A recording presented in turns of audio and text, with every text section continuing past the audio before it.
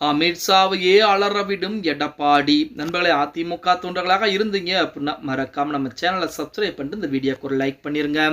அனைத்திந்திய அண்ணா திராவிட முன்னேற்ற கழகத்தை பொறுத்த வரைக்கும் நம்ம அனைவருக்குமே தெரியும், தற்சமயம் டிடிவி தினகரன் நமது பாஜக கூட்டணியிலிருந்து வெளியேறினார்.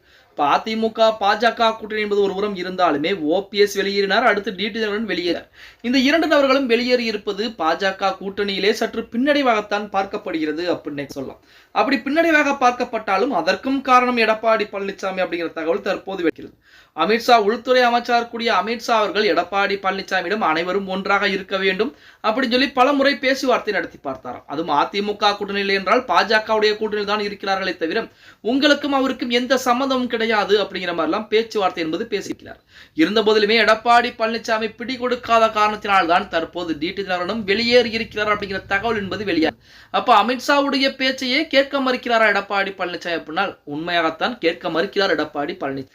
அதாவது அமித்ஷாவாக இருக்கட்டும், மோடியாக இருக்கட்டும், அதிமுகவுடைய உள்கட்சி பிரச்சனையில தலையிடுவது எந்த விதத்தில் நியாயம் அப்படிங்கிறது எடப்பாடி பழனிசாமியுடைய ஒரு கேள்வியாக இருந்து கொண்டு அதிமுகவில் இருந்து பிரிந்து சென்றவர்கள் மறுபடியும் அதிமுகவிலே இணைக்க முடியாது அப்படிங்கிறதுல மிக உறுதியாகவே இருந்து கொண்டிருக்கிறார் எடப்பாடி பழனிசாமி. அதற்குத்தான் உள்துறை அமைச்சர் கூடிய அமித்ஷா அவர்கள் மூலமாக பேச்சுவார்த்தை என்பது நடத்தப்பட்டிருக்கிறது. அந்த பேச்சுவார்த்தையின் முடிவிலும் எடப்பாடி பழனிசாமி மறுப்புகளை மட்டும்தான் தெரிவித்திருக்கிறார் அப்படிங்கிற செய்திகள் கூட வெளியாகி கொண்டது. டிடிவி தினகரனை பற்றி நமது எடப்பாடி பழனிசாமி பெரிதாக எந்த அளவிலும் கண்டு கொள்ள கிடையாது. அவர் அதிமுக கூட்டணியில் இல்லை அப்படிங்கிற வார்த்தையைத்தான் சொல்லி இருப்பாரே தவிர மற்றபடி பாஜக கூட்டணியில் அவர் இல்லை என ஒரு காலமும் சொன்னது கிடையாது. ஓபிஎஸ்க்கும் எடப்பாடி பழனிசாமிக்கும் சுத்தமாகவே ஆகாது அப்படிங்கிற தகவல் நம்ம அனைவருக்கும் தெரியும். இப்படிப்பட்ட ஒரு சூழ்நிலையிலே தினகரன் கடந்த 2 தினங்களுக்கு முன்பு பாஜக கூட்டணியிலிருந்து விலகி இருப்பது பார்த்தீங்க அப்படின்னா நமது செங்கோட்டையர்கள் கொடுத்த அறிவிப்புக்கு பின்புதான் இந்த நிகழ்வு என்பது நிகழ்ந்திருக்கிறது. செங்கோட்டையர்களை பொறுத்த வரைக்கும் அதிமுகவிலிருந்து வெளியேறப் போகிறார் அப்படிங்கிற தகவல் நம்ம அனைவருக்குமே தெரியும்.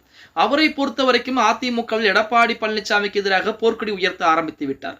அதை பயன்படுத்தி சசிகலா, ஓபிஎஸ், டிடிவி தினகரன், செங்கோட்டையன் இந்த 4 நபர்கள் பிளஸ் புகழேந்தி, வைத்திலிங்கம் இந்த மாதிரி நபர்கள் எல்லாம் ஒன்று சேர்ந்து எடப்பாடி பழனிசாமியை அதிமுகவிலிருந்து வெளியேற்றிவிட வேண்டும் அப்படிங்கிறது அவர்களுடைய மிகப்பெரிய ஒரு எண்ணங்களாக இருந்து கொண்டிருக்கிறது.